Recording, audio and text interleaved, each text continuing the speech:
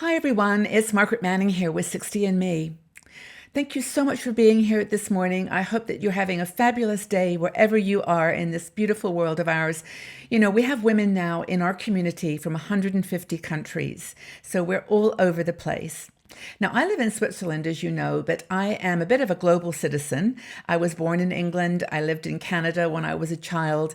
I lived in the United States for about 25 years. Most of my career and having my children and family was there in the States. And then I moved back to London about 5 years ago. And then I decided that I wanted to change my way of working and retire from a corporate job and start my own business, 60 and Me. And I decided that I would move to Switzerland. Now, for me, that was a big step. I didn't know very much about the country. I didn't do a lot of homework, and I probably should have, because when I got here, I realized that there were some considerations that it would have been useful to have known about. You know, for example, language. Now, I'm living in near Zurich, which is a German-speaking part of Switzerland. And when I first moved here, it was quite challenging because there was not a lot of people who spoke, good English. And of course, I needed to learn German, so it was a bit of a journey for me there. Also, things like healthcare and culture. You know, how the people interact with each other, just the whole cultural infrastructure. And of course, there's all the practical things like the cost of living, finding a rental accommodation, and, well, just you can imagine just the checklist of things that you go through when you move to a new country. So for me personally, it's taken me 5 years of getting acclimatized, and I really wish that I'd had the opportunity to review a global retirement index put together by International Living. Now, International Living is a sponsor of 60 and Me, and Jennifer Stevens, who is the executive editor of International Living, wrote an article for us, and we published it on our website. So please go check that out because there's a lot of information there. But in that article, Jennifer talks about the types of things that you have to consider when you're looking to live abroad. And International Living has made it their business to investigate what they consider to be the global hotspots for retirees. They have put together an index every year for basically looking at the different indicators, the different factors that you have to consider when making a move abroad. Now, they do this index with 25 countries where they have correspondents on the ground, actually, checking everything out, doing the homework for you so that you can consider side by side. What are those things that are most important? What is weighted most heavily for you? Is language a big issue for you? Is proximity to the United States or where your family, grandchildren perhaps might be? All these kinds of things weigh up in your decision. So International Living does this great index, which you can review and, as I said, get answers to your questions.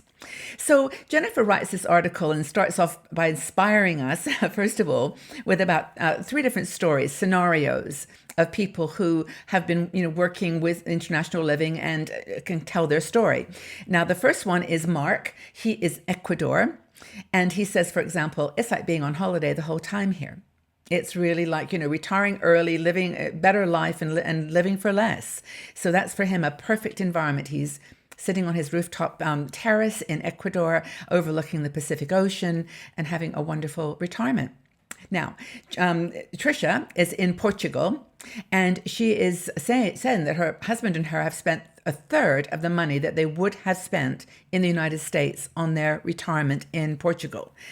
She gives some examples, like a 3-course meal with drinks and coffee, dessert is about $10, taxi $4, and they have a 3-bedroom house and the monthly utilities are around about $100, rent around about $1,000 a month. So this is in a city, or just outside the city, which is a very cosmopolitan and urban place that have the best of both worlds. That's in Portugal.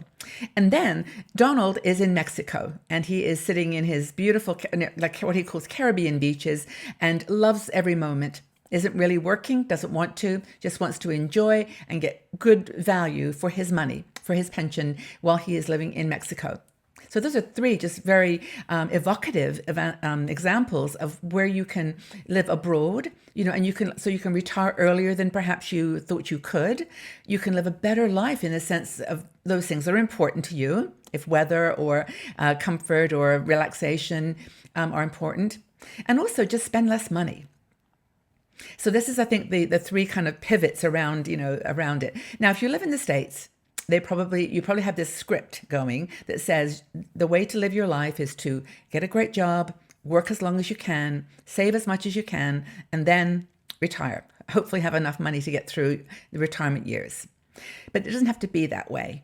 And this is where international living is providing a service to sort of give you some options. Now, there's plenty of places in Latin America, South America, Europe, where you can retire, earlier and save lots of money if that's what you're looking for. But the cost of living is not the only thing. Now, you can find an inexpensive place to live, but you then have to, figure out, well, what are the costs I have to incur? What about healthcare? What about rental? What about the quality of life, the culture, the language? Those things that we talked about a little bit earlier. So for me, it's not a cheap place to live in Switzerland, but I have found ways with a very good rental in a small space to shop at the markets. I have learned to love the quirkiness of the Swiss people, and I was prepared and happy to do it. But that is something you're considering. You've got to have all the facts. So what are the options? Well, you don't have to retire overseas full time. You could do it, for example, as a 2-month trip. Just take a trip to a place you think is where you want to be, or maybe give yourself a couple of places. Try them out for 2 months and get acclimatized, ask all the questions, read your international living resources that Jennifer talks about, and make the choice after a couple of months. Maybe you want to just spend the winter in a warm place.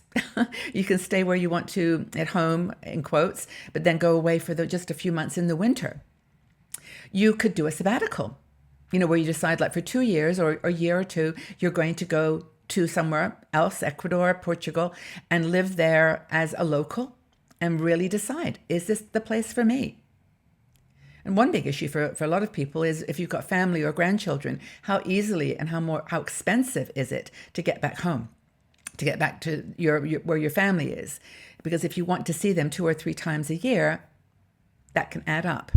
So the other thing you might want to do is retire and do this sabbatical while you're waiting for your Social Security to come into play, so that you can leave it in there a little bit longer, live in a super cheap place while your Social Security is sort of vesting, and then when you're ready, make the final decision.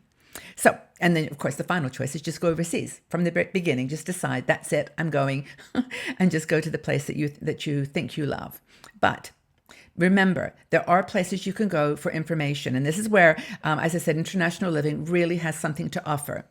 As I mentioned, they've got correspondents on the ground doing the hard work for you. They're actually living and working and shopping and learning about healthcare, the culture. They're reporting back on all these things. And so whether you want to live in, a city or a countryside or a very remote location, they can give you some options. And so I mentioned every year they do this a global retirement index, and they want to share it with our 60andMe viewers. So if you would like to check it out, go up to internationalliving.com/60andMe. And then they will send you a copy of this global retirement index, which has got basically a summary of 25 different countries and places around the world where you might want to consider retiring. So that's it. Now they've chosen, every year they choose one place that is their go-to place for the year.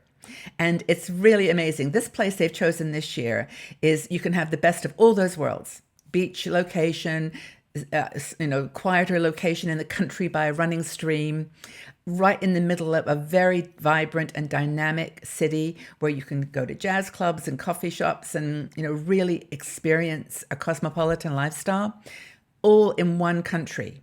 You can get any one of these 3 options in one country.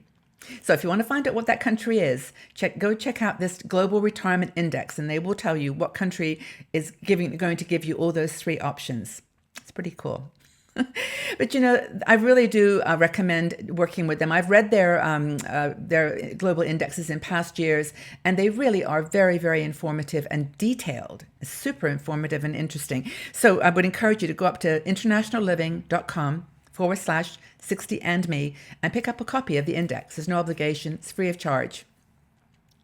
So thank you, Jennifer, for writing this very informative article. If you want to go out to our website and read it in full with all the links and the connections, please do. And if it's something you're considering, this is, I promise you, a very good resource to check out. Thanks, everybody, for listening. If you're thinking about retiring abroad, retiring a little early, saving some money, and living a great life, check out the International Global Retirement Index and let us know what you think in the comment section below. Where would you like to retire?